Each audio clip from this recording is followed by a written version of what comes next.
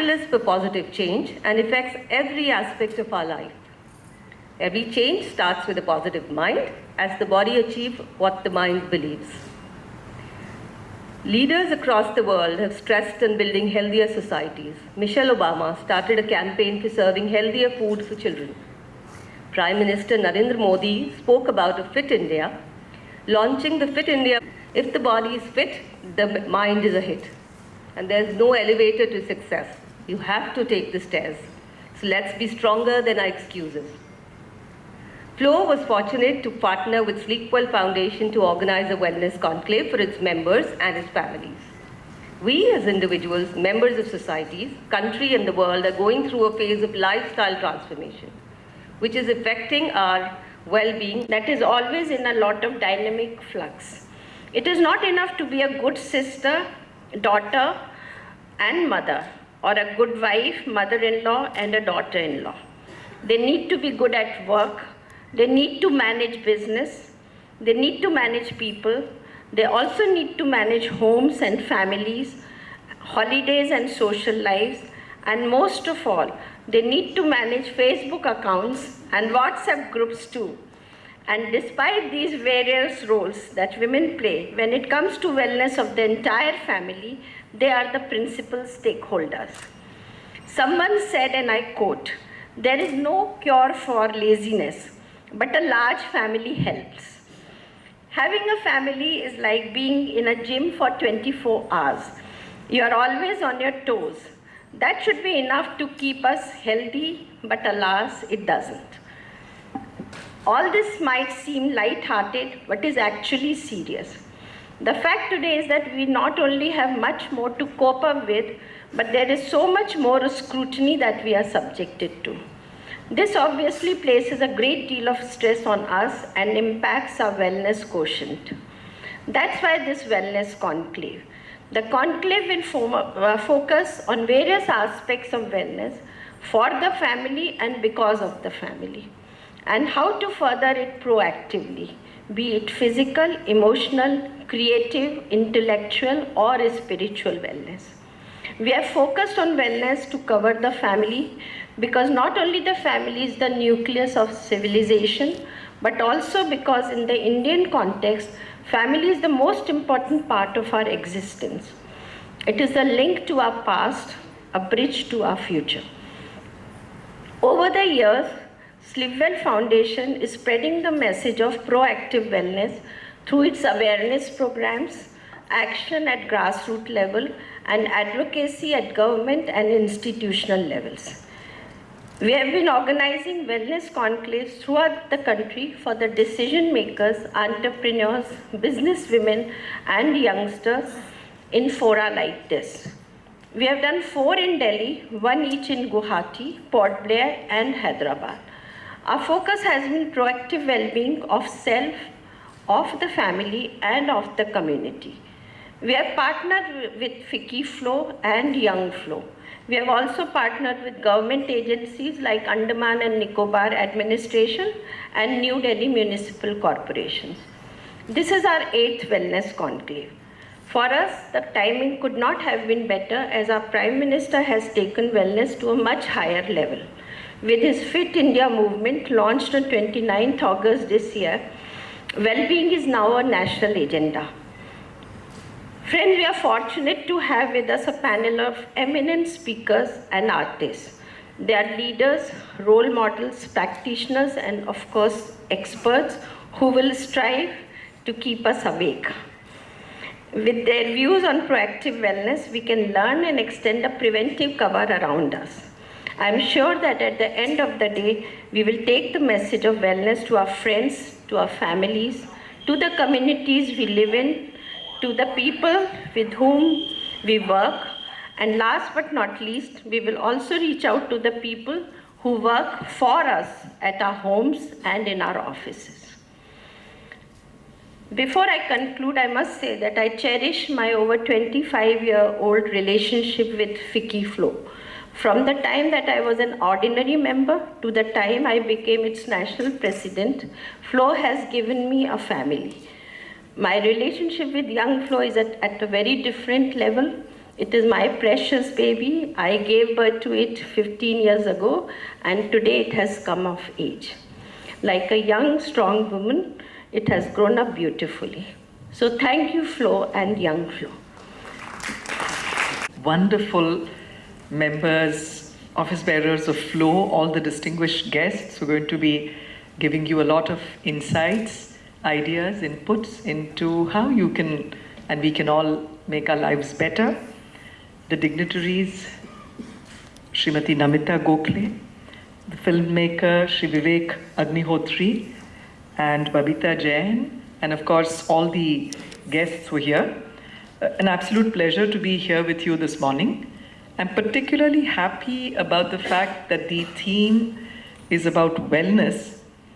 And if you, as was mentioned in the introductory remarks, the focus of the government and the state, and this is an evolutionary process too. Sometimes when we are progressing, whether it's a family, whether it's an individual, a community, or an entire country, we first address those things which are absolutely essential, isn't it? It's because you're first in the survival kind of stage. So perhaps the emphasis earlier was more on addressing and curing diseases and illness.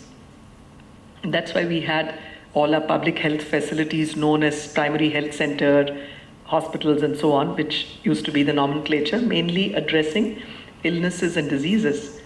But I think now we've come to a point of inflection, and our Honorable Prime Minister has actually launched this beautiful movement across the country focusing on health and wellness. So we have in a way moved from an approach where we were looking at probably the 15 to 20% of the population at any point of time which was morbid, ill, and there was another 80 to 85% of the population technically who were not unwell, but perhaps because of not right living, lifestyle, and all these ideas of wellness, maybe we were all slowly sliding towards certain illnesses, chronic or maybe temporary illnesses. And so now the focus has enlarged to include everybody.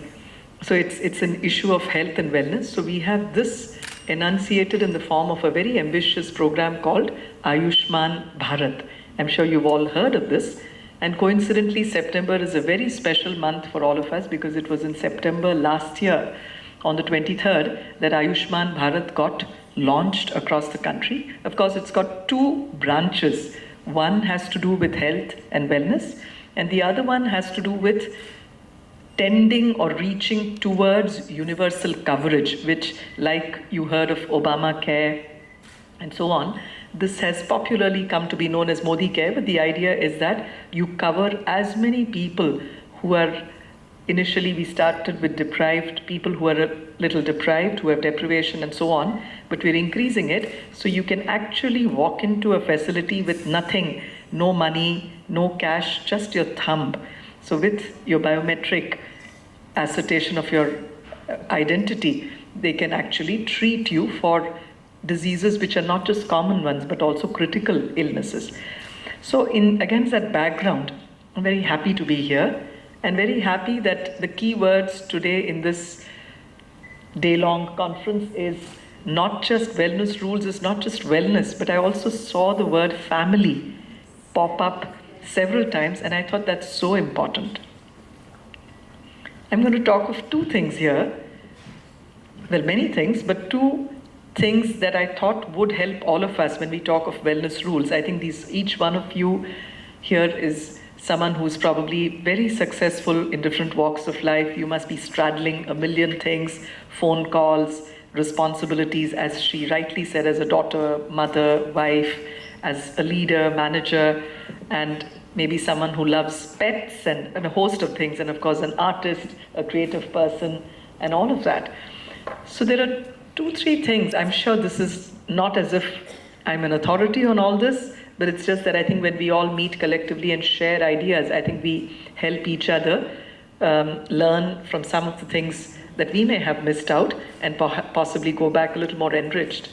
So I've realized 2 little things that help me frame my day or make the day better. So one is framing the day. So if you were to frame the day, and this has got to do with a small proverb or a little saying that as a child my grandfather would often teach me. He sort of repeatedly said it, and it got tattooed in my mind at that time. He said that a small daily task, if it be done really daily, will beat the labors of a spasmodic Hercules.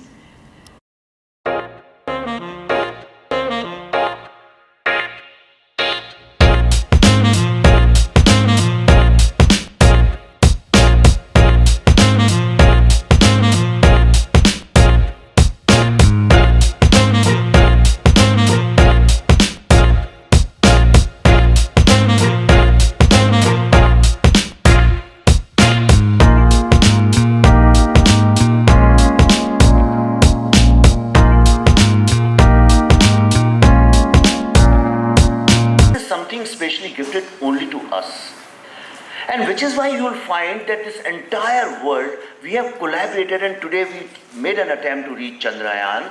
We are doing so many impossible things is because human beings collaborate, and that is something we were the first people in the world who understood the importance of collaboration, and it started at the family level, at a very basic level. People say that is the starting point. I think the end, the destination of our success or wherever we have evolved into is the family. And which is why you see, history speaks that whenever the colonizers, wherever they went, the invaders, people, the crusaders, wherever they went, every single place where the British people went or the French people went or the Portuguese people went, all those societies converted into Christian societies. And wherever Islamic invaders went, most of those societies you see became Islamic societies. It's not about the religion. It is the outside influence. India is one of those very rare countries which was ruled for almost 1,000 years by both the Islamic invaders and the Christian invaders. But when they left this country on 15th August 1947, after 100 years of ruling, only 10 or 12%, whatever the exact percentage is, was actually influenced by other faiths, other cultures, other beliefs. But still, if you look at it, the entire society remained united culturally. And when we say culture, what is that culture? What is that culture? We keep talking about culture. This culture primarily we learn at the basic, the first 5 years of your life in a family.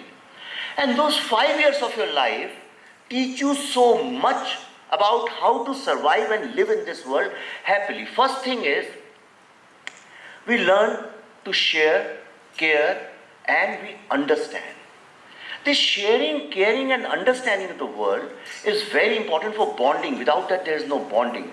And which is why you see that it's a common joke that children, the sons, even when they are 40 or 50, their mothers keep caring about them, right? And when the parents become older, then these children start caring about them.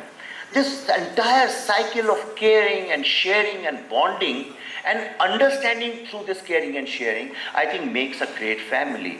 And that is something is 100%, I would say, is our IPR, intellectual property right.